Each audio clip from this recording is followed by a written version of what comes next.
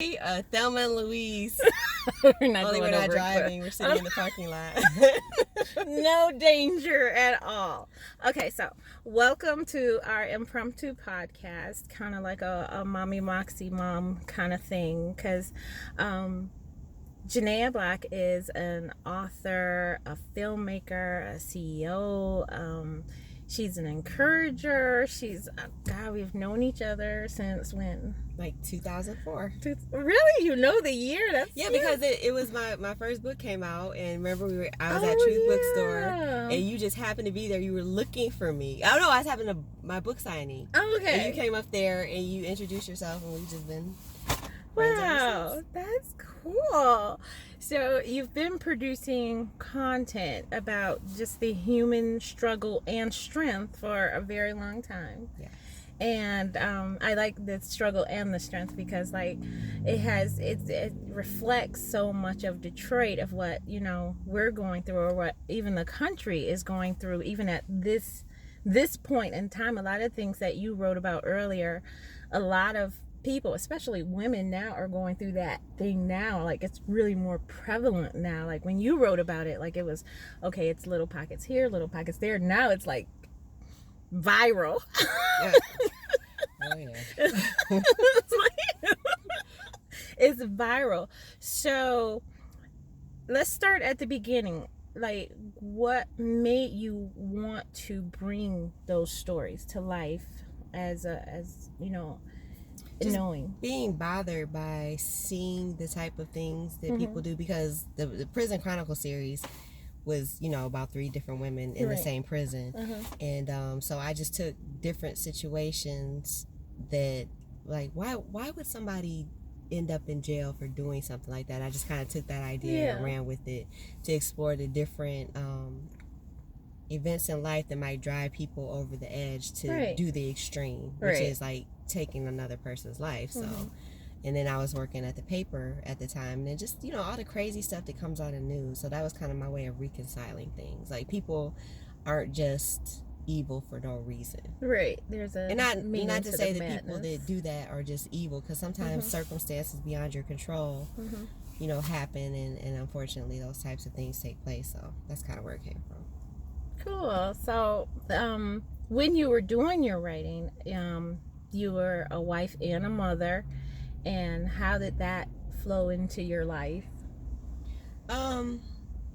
It just kind of happened, being a mother and whatever, you just do stuff, and before you know it, you're looking back like, how did I do all that stuff? Right, I know. But, I'll just lock myself in a room when I decide I'm going to write, lock myself in a room and just tune everything else out, and, my husband thinks I'm crazy, so he'll leave me alone. He knows when to leave me alone. And so do my kids. You just kind of give them that look. Which it doesn't work anymore, but fortunately they're older. Isn't that crazy how, like, when your kids get to a certain age, the look, that kind of wears off. They're kind of like, okay, whatever. Like you have to go to extra measures to reinforce. And then, I'm at the point of, I really wasn't asking. Yeah, right. I really wasn't asking. Me and Jackie just had that discussion the other day. It's like, because I'm not yelling, that doesn't mean that you get a choice in the matter. I'm just trying to, revamp my approach. So I'm glad it's not just me. me. It's not just you. It's like, I can't be screaming all the time. I got speaking engagements. Thank you. I gotta say my voice for them, not you. You're not that important. Like, you know me that well. Like, come on now. Okay, so no one really ever talks about, like, the support system that writers or even creatives have. So your husband, how has he been, like, what has he done to be supportive of all your endeavors? My husband is amazing. I have to say that, because he really gets me. And it's like, after 23 years, he better not ever try to leave me, because I can't retrain somebody else to deal with all my quirks and you weirdness. will be his stalker. No, I would just make his life miserable. Like Rocky Black, I'm never divorcing you. Don't ever try to leave me. Oh my God. I work too hard. I will help you. Right. I will help you. Yes. Oh my gosh, like you don't want that smoke, not at all. Yeah. But no, he's amazing. Like he's my biggest supporter, and fortunately we get to do a lot of things together because like with the filmmaking and stuff. So cool. So he's just very supportive. He's always encouraged me. He's always helping me promote whatever. He even let me quit my job in order to focus on selling books and stuff. We never give a lot of props to that support system. A lot of people just say, oh, the author's this, the author's that. But I think that secondary person that is behind that creative spirit is like even more you definitely wonderful. Need someone in your corner that's going to push you, because I'm an introvert by nature, and when I did decide I was gonna do it full time, I'd be sitting around because I didn't want to go talk to people. He'd be like, no, you better get out there and sell them books. I'm like, okay. Thought you were gonna do that for me. It's like, no, I'm working to pay the bills, so you better make it work. This is a 2-income household. Like, if you're gonna do this, you better do it. So that's cool. Yeah. That is really cool. Because you really don't. I mean, you see the magic and you see what they provide, but I always like to give props to the behind the scenes person. Yeah, I have an awesome support system. My kids are supportive. Like when Dre was little, we'd be on the riverfront, right? Like, sell them books. Going around, walking around, ass out cars. Selling a book. I know, I did the same thing. I still do it. I do force my kids to do it still. Okay, so moving on, then you decide to go from books to film. Or did you already have that kind of in mind to eventually do it? Or I didn't have anything in mind about film, but Rocky was in 8 Mile, and he got bitten by the acting bug. So at the same time, this is around when my first book came out. He read it. He's like, "We should turn this into a movie." Okay. I was like, "Yeah, I can see this being a movie." And we just got out and started networking with other filmmakers. And then I was like, "Yeah, I need a $1 million budget. Jada Pinkett Smith is going to play the lead role, and yeah, we're going to do this for real." Reality check. Here we are. How many years later? 15 years later. Because you took it to play, and then... Yeah, I took it to play, but it was supposed to be a movie first. And so after we got our reality check, he's like, okay, we need to scale this down and figure out, a method. So he's like, okay, let's do it as a play that's more feasible right now. And so that went really well. And we never got back to doing that particular movie. But yeah, that's what kicked everything off. So now you have to do like a short film, like a... I wanted to, at one point I wanted to turn all my books into movies, but I kind of switched and decided that I wanted to do faith-based films. Okay. And so, my books are a lot crazy. Right. So I'm like, how can I give that? Well, I mean, they're not crazy just for no reason, so I guess I could give them a redeeming quality. So I just have to figure out how to make that work. Because, Beautiful Rage is crazy. Yeah. But it's always like, I always find like there's always a redeeming quality, and even when a person is insane, because I've written about like the insanity of where people can go, but there's always a redeeming quality. And I think that God gives us, I think every body has somebody to be the yin to their yang. And even though you don't need, you can stand on your own, but it's nice to feel like there is a hole in there with someone else. Right. So when I do write stories, it kind of like, I show that, yes, this person can finally stand on their own. They've been through the worst of the worst, but that other person brings so much more to their life. They make their insanity sing. So that's kind of like how I do it. I bring it's not really a religious factor. It's more of a spiritual in that relationship. Right. And I think you summed it up really, because it's not that I'm coming from a religious standpoint. It's like everything I do, I want it to have a purpose, because my purpose, I think, is ministry, and I've just we have the gift of being able to tell stories, right? So I want the story, at the end of my stories, I want you to walk away with something, right? So if I'm talking about murder and stuff like that. I don't want it just to be like, yeah, this is what you do. If you don't like somebody, you go out, because, if, we're writers in our heads, if someone makes us mad, like, oh, you're going to die in my next book. That's just what we're going to do. But, I just wanted people to walk away with something of value.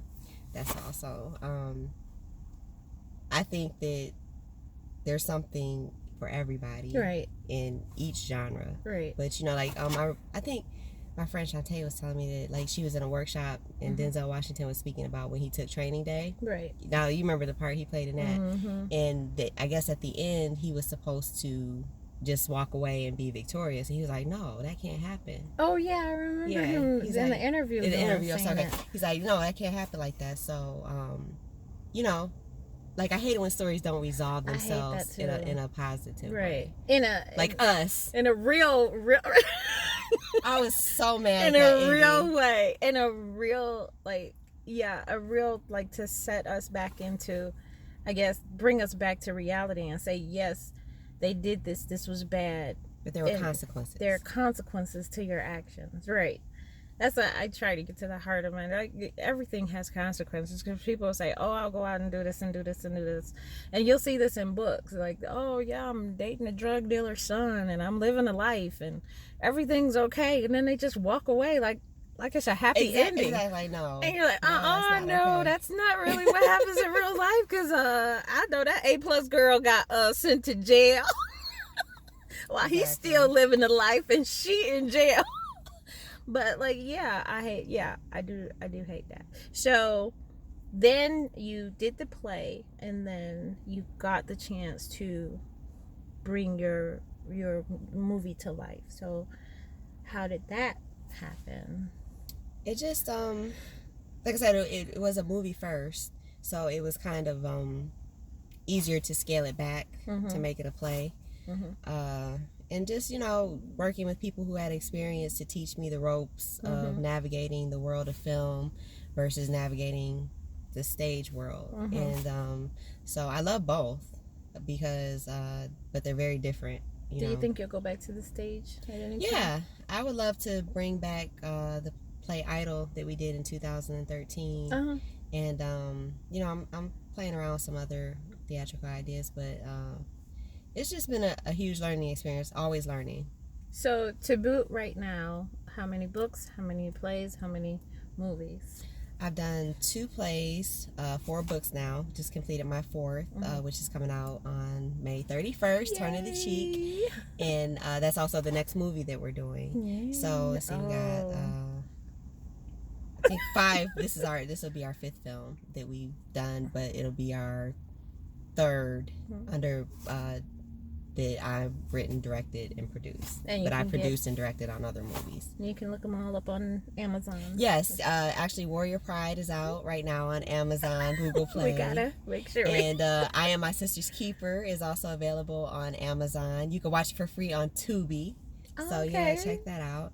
And Till Death Do Us Part, that was the first feature film we came out with. So yeah, and then what else? Am I missing any? That's terrible. And then we have Turn of the Cheek coming. We start shooting that in August, which I'm super excited about that movie. The cast is like already amazing. So has there ever been a point, you being a mother and a wife and just being a woman, have you ever just had to choose between doing your creative work and keeping your life together? Has there ever come to a point where you're like, this is hard, if I could just give this up just a little while, then... Yeah, at the point where and then how did you come to, like... when I was doing it full time, there were lots of times where it's requiring late nights and just constant running, and that's where the support system comes in. You try to balance everything, but it's made that much more easier when you have a support system, because like I said, my husband is great. Like at those times where I have to be running because it's a matter of opportunities to pay bills, right? He was always willing to step up, no problem. I mean, there would be times when he'd be like, okay, you need to slow down, like we need to figure some stuff out. But for the most part, if I know that if I did not have him, that I wouldn't have been able to do as much as I've been able to do. Then what advice would you offer other people who, of course, don't have the wonderful support system? The advice I would give would be you have to learn how to balance things, because it's going to be different for everybody, because everybody's mental handles stress different ways. Right. So you have to learn what works for you. And if you are in a situation where, say for instance, you have a family, you have children that you have to figure out your support system, or find a way to incorporate your kids into your hustle. Right. You That's know, what I had to do. It's not it wasn't like weird to see my kids holding boom mics or clapping a slate. You know, we can't find a babysitter. Okay, McKinley, you're only 3, but you go do that slate. Go get them snacks. The cast is hungry. So you figure, if it's important to you, you'll figure out a way to make it work. Right.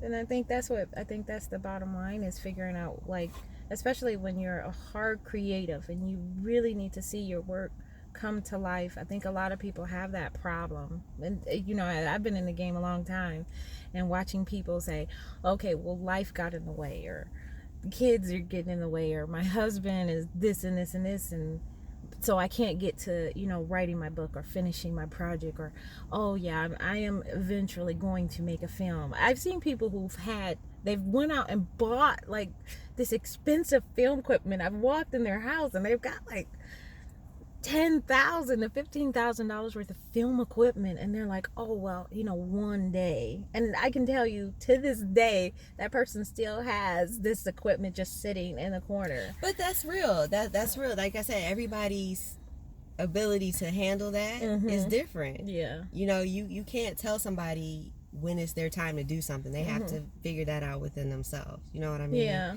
So it's like, okay, if you feel like you can't do it until your kids are grown, then, you know, that's just what it is. In the meantime, do what you do. Right. But it is driven by your passion. It's like, if you're not passionate about it, you're going to find an excuse. Right. If you're passionate about it, you're going to find a way. Yeah. And that's what I've come to realize. And sometimes I just step back and just watch, not the train wreck, but just like, I don't know what to call it anymore, because I mean, you've seen it because you've been in there for a while. Like when we first started off, it was like so many people out there doing stuff, and then it kind of like just dwindled off here and there. Because everybody's not built for the long journey. You know what I mean? It's not a race. It's a marathon. You know, you have to continuously be working at your craft, and like you know. How long is it taking you to build Motown Writers up to where it is? Yeah, it's a long time. And the results, it's not instant results, not for anything. It's not just entertainment or whatever. It's not instant results for anything. You have to be willing to go the distance. And if you're not, that's okay. But you can't be mad that you didn't achieve what you set out to achieve if you give up. Right. You know, so you know, it's a different journey for everybody. And it was actually, I was watching another Denzel Washington movie last night, and he was saying about, don't just be in it for the short money. You be in there for the short money, you'll get a short gratification. But if you're in there for the long money, you really have to put your hard work into it and wait that time so you can get the true benefits of the true financial resources, and not just monetary, but everything. I'll go you on further. If you're in it for the money, you're doing it for the wrong reason anyway, because your gifts are going to make a way for you. And if you're just doing books because you feel like it's going to make money, your readers are going to feel that. You're not going to... You can only fake it so long. You can only fake it so long. And it's like, and if you're doing it for money, you're going to quit after a while, and you see that it's not paying off the way you want it to. Right. But if you genuinely love it, you're going to keep pushing it, because that's what your passion is. That's where your joy lies in doing that kind of stuff. So, because we're still not making money. People think we're just making all this wonderful money. They're like, oh, your movie's out on Amazon. Okay, so no, we haven't seen a dime of profit on any of our projects yet. And we've just gotten to the point where we can pay cast and crew. Like most of our movies, like, okay, we're making this movie, we can feed you and give you IMDb credit. We'll even come pick you up to get you to the set if you're gonna have a great time, but we can't pay you. And most people are like, yeah, you know, we'll do it. We love the script, or we want to get the experience, so we'll do it. So we just try to make sure everybody ate good. So a little bit about guerrilla, so more of guerrilla marketing or guerrilla in filmmaking. How do you, because someone was actually asking me this just the other day, how do you, like, the whole coordination is like a monster in itself. Yeah. But what is one thing you need to really have set in place? You know, people think like guerrilla is like, okay, I just wake up one day and we're gonna do this. We're just gonna take over the house and film a project. But what is really like one of the main things, or things that you really need to keep in mind when doing this whole big thing of... You have to be organized. You have to be organized, and you have to have a strong team. You have to be able to get together a group of strong team members who are reliable and good at what they do, because everything that you don't plan for is only going to complicate things, because there's always going to be something that goes wrong on a production. So if you didn't plan for the things that you can control, when something out of your control happens, it's just going to fall apart. Right. And that goes for even plays too, like especially local plays, you know, planning I think for that. It's not just local, it's period. Yeah. Even if you have like unlimited resources, there's still something that's going to happen that's beyond your control. And just having a plan in place in the beginning of, okay, let's do this, and this, and go from there. Yeah. And like, we have a team of meticulous planners. Like, we have it pretty much down to a science, so that when unforeseen circumstances do pop up, we have a little bit more flexibility to be able to react, because we've set the other things that we could contain into place. So if you were talking to 25-year-old Janaya right now, and you could give her only one piece of advice. Wait, how old were you when you had your son? How? I was 19 when I had my son. Okay, so let's talk to 18-year-old. Let's go way back. Way back, okay. Let's talk to 18-year-old Janaya, and you're gonna give her one piece of advice. You can go back and give her one piece of advice. What would you... I know no one's ever asked you. Not a warning, not anything, you know, just one piece of advice that you think would have just... If somebody had just told me that back then, it would have been like awesome. That's a hard question. That is a very hard question. I think I would tell 18-year-old Janaya to just live in the moment a little more, because I've always been older than my years, and I just, even still now, like, it's hard for me to relax and just like be in the moment. Like, I'm always thinking about what if, and just like I'm very anal. Just particular. So, yes, I'm very particular, and I'm not a spontaneous person. So I would tell younger Janaya to be more spontaneous and in the moment. That's cool. Yeah, that's good advice. Thank you. You have any questions for me? How do you like? First of all, you are the most creative mother I have ever met in my life. I tell you, like, I text Sylvia to ask for punishment advice. Like, just a couple weeks ago, did I not text you? What did my text say? He was like, how would you punish? It's, you know, because she did something major, and you just kind of want ideas. Yeah, you need some ideas. And I do it. I realize that, and I picked it up from my mom. You have to, when you dole out a punishment, you have to realize what the punishment is. Was it a punishment of just to get over, or was it a deception? So you have to choose your battles. Especially as a single mom, you choose your battles.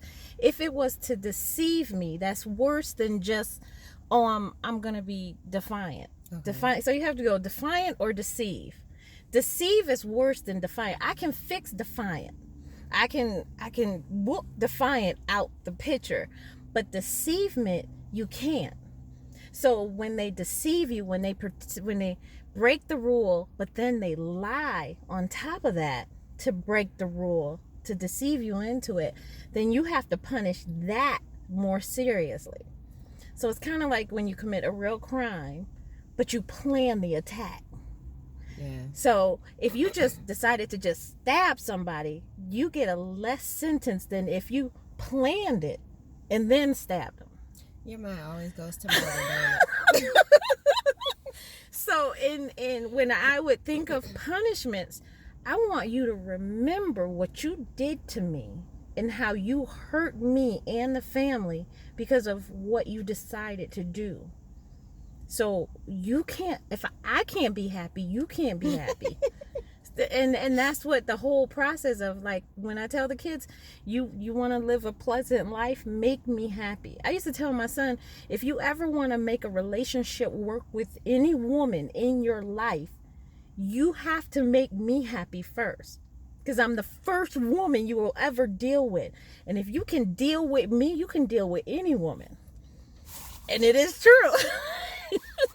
I am a very difficult woman to deal with, and I know this. So, like, that's what he knew he had to do, is make me happy. Don't do anything that I will come after you. Like that. And I remember you told me about you woking her up, like, and took her over. You have to tell that story. Oh yeah, I woke her up in the middle of the night because I was just sick and tired of it, and just, queens, it can only be one queen in a hive, so I didn't want to kill her because I'm not going to jail. So I packed her up and put her in the car in the middle of the night, and just I told her I was driving her over to drop her off at jail to release her. And I mean, all of a sudden, because for the weeks and weeks she's, oh, I'm going to do this, and I'm just smelling myself, and, well, you don't even care, and you're not doing anything. You're always crying broken, blah, blah, blah, and I'm like, Eva, 99% of my income goes to you. I bought a pair of panties to save my life in 10 years. So I'm like, I can't do this. I can't devote myself to what you're going through when I have two others to sustain. So you don't have to be here. And that was just my philosophy. You don't want to be here, the door is always open. You leave whenever you want. All I gotta do is report you missing. I still get earned income. It don't matter to me. But I took her there, and I mean, I was ready to drag her out the car, and all of a sudden, oh, Mom, I'm so sorry. I don't know. I'll behave. I don't want to go. But it's like, sometimes you do have to always, and my mom actually said this, do not make a check, do not write a check with your mouth that your butt can't cash. So when you dole out and say, don't do that again, or stop doing that, when they do it again, you have to go over the extreme. Because if you have the audacity, after I've given 22 hours of labor to defy me, then I have to make sure for 22 hours more, I am going to make you miserable. I want my 22 hours back.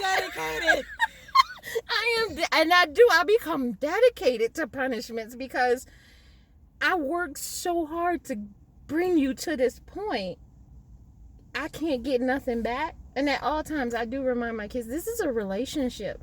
And it's a relationship between you and I. I give, you give. I receive, you receive. But if I'm giving and you receiving and I'm not getting nothing back, this is not a relationship. Right. I think that one of the most memorable things you've ever said? Like, I think you were talking at one of your writers' things, and you said that your kids are not allowed to talk to you for 30 minutes. Right, an hour, 1 hour. Unless something, like, unless you catastrophic dying. has You dying. happened. If you dying, you like, can... oh my gosh. I was like, how do you do it? And then, like, as time went on, I was like, I get it. Because, like, as soon as you walk in the door, I'm like, ah! Mommy, like, mommy. That's all you hear. Let me go to the bathroom before you start jumping. Or they come in the bathroom. Fingers under the door. Like, right. Are you kidding me right now? Mine would just open, all three of them, just sit on the bathtub. Just sit there waiting for me to finish. Are you serious? No private time at all. But yeah, that hour was imperative because, I mean, even if I just go in there and look at a wall, it's just, you need a segue. A decompression. Yeah, you need that segue to kind of, okay, I got this and this and this to do, because you're just like... Well, let me ask you this: as a you are a single mom, you're an entrepreneur, and you also are like the literary go-to person in Michigan. How do you balance all that, like, in the midst of when you were trying to find love? You know, how did that work? I don't know. It was more him than me. Like, he knew my schedule, you know, because I mean, I opened up my calendar to him and I said, okay, if we're going to date, then okay, this is the crap storm that comes with it. So it's not just me, not just the kids, it's this. So once he saw that, it was like he put a date in here or put a date over here, and then he'd even say, okay, so you need time to rest, so we'll go a little later. Oh, wow. And go. So it was like he weaved himself into the fabric of my life, kind of, sort of. So then it was like, oh, okay, I guess you want to stay. Because usually I'll start hearing the griping of, oh, why you gotta go out? Why you gotta do this? You're always so busy. So then I'd be like, okay, well, if you're gonna complain, then I can't do that. I can't, you know, you gotta take the necessities and the wants. And if you're just a want, then I can let you go, you know, and because I gotta keep the necessities. So, but he literally made himself like he made himself more of a necessity, because I did need that outlet. You know, I did need that. I needed to be called Sylvia once in my life, like really mean Sylvia. Like, you really want my attention, not because, you know, hey, I just want to ask you a question or pick your brain, or you're taking me out on a date to find out how to publish a book. So it was like, I wasn't looked at like that. I needed to be looked at like I am a woman, and that's what he gave me. So he did become a necessity where I didn't want to let him go. So, like you said, you make room for your passion, and he became weird one of my passions. He became my weird and horny. And that's because, like, since we had both been married before, so, you know, I'd had a husband before and he'd had a wife before. It's kind of like, you know, we didn't want to just be husband and wife. So I was like, well, we can't call each other husband and wife. Okay, so that's what we already know what the meaning of that word is. You know, you're legally married, blah blah blah. And I said, well, and he's like, well, if I can't call you my wife, what can I call you? And I was like, well, you can find another W word. And I was like, just call me weird. And he was like, well, it was his name, so I had to come up with an H name, and that was that was the H name. So I have to ask you this too. Do you guys have you guys had to deal with any struggles in being an interracial couple? Yeah, and like, see, since his past wife was already, well, she was black. He already was used to the stares, but I wasn't, because I really didn't expect to date him. I thought he was gonna be a food date. I thought he was just gonna be You know, well, you have never had that problem since you've had Rocky forever. Yeah. So you find food boyfriends. So when you want to go to like really nice, I know like my exes are like, wait a minute. Right. But like, you know, when you wanted to go to like really nice restaurants, but you couldn't afford it. Okay. So you'd be like, oh, okay. So instead of booty calls, you did foodie calls. Yeah, you got foodie calls. That's what's up. I like that. Sometimes it was just a food call. I'd get sick at the end of the night, or I'd have the kids call and be like, oh, I'm having an asthma attack. I'm like, oh, I gotta get home. I'm sorry. Or something happened at the house, and I'll say, kids, call me in about 30 minutes. Our food should be at the table by then. Oh my goodness, you are so silly. But like, you have food dates, so you'd go to these food dates, and that's what I really thought he'd be, like, you know, just a food date. I just thought he wasn't expressive on his feelings, so I just thought he thought I was just a nice person and just wanted to go out. So I was like, okay, yeah, we can go out. I'm good company. I love going out with myself. I take myself out on the date. So like, I understand why you would just want to sit there and hear me talk, but like, then I started like, oh, okay, it's a really, really awesome guy. And then it just started becoming more like, and like, even sometimes like, but it'd be like 2 years, and I'd like wake up in the middle of the night and be like, oh my God, it's a white guy in the bed. It scared me half to death. 2 years, really? Wow. Or one time we walked in the house, me and Jackie walked in the house, and he was sitting on the couch. We started screaming. Oh my. Oh my God. After 2 years? We didn't expect. This was after, what was it, Jackie? It was last year. Because we didn't expect him to be sitting there. She still has her kid hidden behind his blanket right here. And she's being quiet. That's right. That's the amazing part, is she knows.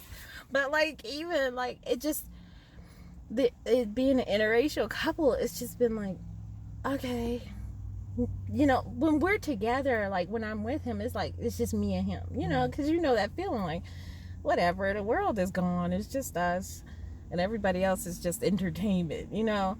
But like, I mean, then I'll turn around and I'll see somebody either looking in disapproval, or where were we at? We're at a bowling alley one time, and then like a whole bunch of guys came in, and they were a group of guys and everything, and then so it was just me and him bowling, and they came right up next to us. Like, all the other lanes were free, but they came right up next to us, and I was like, oh God. So I was, you know, I was bracing for like, okay, really? Yeah. So I'm bowling, and then I turned around and I saw the guy give Ty like a nod, like your approval. Oh wow. Okay, well that's good. It was like really weird, like, really? And then, like, you know, then we'll have like, we've been places where I've seen people just, you know, that kind of that OG disapproval kind of thing, like they go like they snitch their nose at it and stuff, and you're like, why you all, and they're like outright staring at you. Like, it was one time, like, we were sitting somewhere, and I just reached over and I put my hand like this, and like this man was like, and he just started going like, and I was like, why are you upset with me? Like, and then if Todd leaned over and he was at it again, like he's my dad or something, and it was really weird. Like, I wanted to say something, and Todd was like, whatever, but it was just like, keep your nose out of our business. But it's weird because, you know, Jackie's light skinned, so when we go places, sometimes I think people assume that, you know, that's our child, so they don't say anything. And, you know, they're looking at us like we're all a family. So I guess it kind of worked out. Because I really thought I got the wrong baby from the hospital. Oh, wow. You are so silly. But yes, being an interracial couple, it's just kind of like